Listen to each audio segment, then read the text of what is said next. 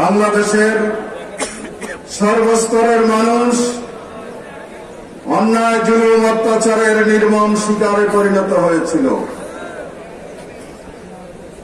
আওয়ামী অপশক্তি ক্ষমতায় এসে দেশের অর্থনীতিকে ধ্বংস করেছে, রাজনীতি ধ্বংস করে দিয়েছে, ভোটাধিকার ধ্বংস করেছে, মানুষের মৌলিক প্রয়োজন পূরণে তারা ব্যর্থ হয়েছে, প্রতিপক্ষকে নির্মমভাবে তারা দমনের চেষ্টা করেছে, লক্ষ লক্ষ মামলা দায়ের করেছে, লক্ষ লক্ষ মানুষকে তারা আসামি বানিয়েছে, দেশের শিক্ষাঙ্গনকে ধ্বংস করে দিয়েছে, দেশের বিচার ব্যবস্থায় নজিরবিহীন নিয়ন্ত্রণ করা আরোপ করেছে। বিচার ব্যবস্থার স্বাধীনতার কথা আমরা বলি, কিন্তু আমি 16 বছরে বাংলাদেশের উচ্চ আদালত থেকে নিম্ন আদালত পর্যন্ত কোথাও মানুষ ন্যায় বিচার পায়নি। বাংলাদেশের শ্রমিকের অধিকার তারা কেড়ে নিয়েছে, কৃষকের অধিকার তারা কেড়ে নিয়েছে, মজুরের অধিকার তারা কেড়ে নিয়েছে, মানুষের ঘরে ঘরে জুলুম নির্যাতন অত্যাচার চালিয়ে মানুষকে নরকের অবস্থা তৈরি করেছে। গোটা বাংলাদেশটা গত 16 বছর একটা বৃহৎ কারাগারে পরিণত হয়েছিল। এই কারাগার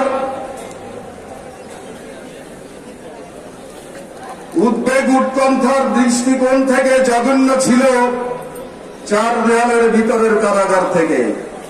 4 দেয়ালের ভিতরের কারাগার যেটা, সেখানে গ্রেপ্তারের ভয় ছিল না, কিন্তু এই বাংলাদেশের সর্বত্রে মানুষ শান্তিতে ঘুমাতে পারেনি গ্রেপ্তারের ভয়ে। এইরকম অবস্থা তৈরি করেছিল তারা এই দেশে।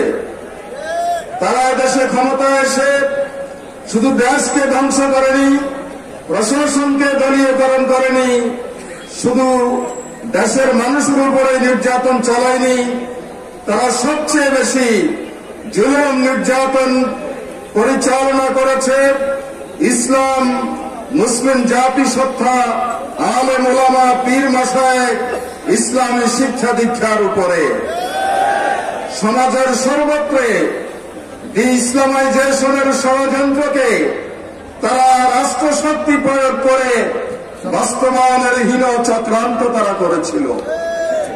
যারা ন্যায়ের পক্ষে, ইসলামের পক্ষে, মানুষের অধিকার আদায়ের পক্ষে ছিল, তাদের আজকে তারা স্তব্ধ করে দিয়েছিল।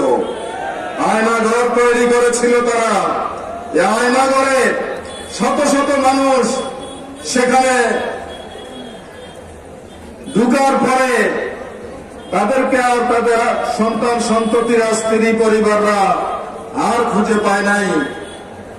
মানব জাতির ইতিহাসে আর কোনদিন তারা আসবে ফিরে, সে আশাটা পর্যন্ত এখন মানুষের আর নাই।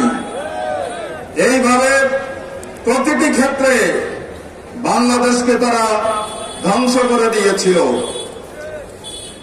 এদেশের জনপ্রিয় আলেমদেরকে তারা দেশে থাকতে দেয়নি, দেশ থেকে তাদেরকে চলে যেতে বাধ্য করেছে। যারা দেশে ছিল, মানুষের মধ্যে ওয়াজ করে বেড়াত, তাদেরকে ওয়াজের মঞ্চ থেকে গ্রেপ্তার করেছে। আওয়ামী লীগের এই গুন্ডা পান্ডা যারা সূরা ফাতিহার অর্থ জানেন না, এই ধরনের আওয়ামী নেতা পাতি নেতারা ওলামায়ে কেরামের মঞ্চে গিয়ে এইভাবে অন্যভাবে ডিক্টেট করতো যে এই বিষয়ে কথা বলবেন না, ওই লাইনে ওয়াজ করেন, আপনার ওয়াজ ভুল, কোরআনের ব্যাখ্যা এভাবে করা যাবে না। এইভাবে